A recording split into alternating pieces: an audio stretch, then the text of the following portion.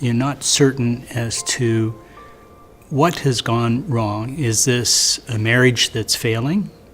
Is this an individual who is under duress, depression? Is this an individual who is not comfortable with me as a partner anymore? We intended to have a busy retirement, and enjoy it with our kids and grandkids. But that has all changed, and I think that's part of the sad part. We've lost that life with Paul. It's a constant grieving process.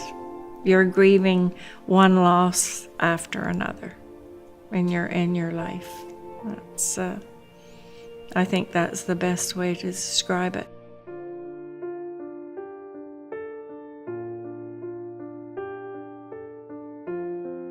You're trying to balance a working life, a family life, and the dependent needs of your spouse. Initially, I tried to schedule events for Wendy with family members. That kind of self-investigation goes only so far when people come back and suddenly relatives or family members say, I'm not available for this. Paul was not sleeping, so we were up, I would say, 23 hours out of 22 hours out of the day. It would be overwhelming because you were always on duty.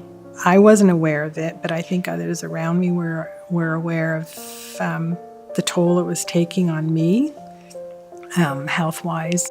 When Tony is at home, it's sort of all-consuming. I have to keep an eye on him, watch what he's doing. I was sinking into this black hole, and because Tony needed constant watching, I couldn't really go out and do anything outside of the home.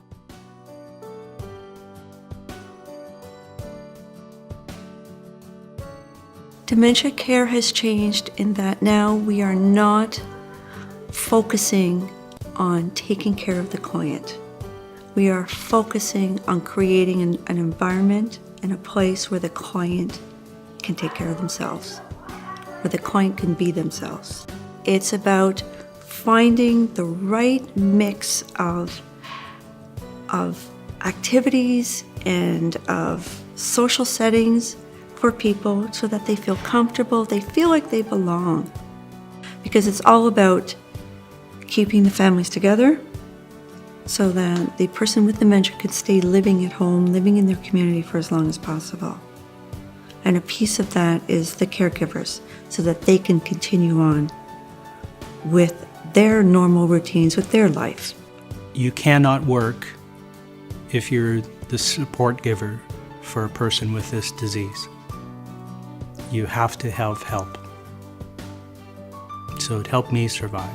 I think the program offers the caregiver a big break to relax or to do things that they have to do that they haven't been able to do while they've been looking after their spouse or their parent.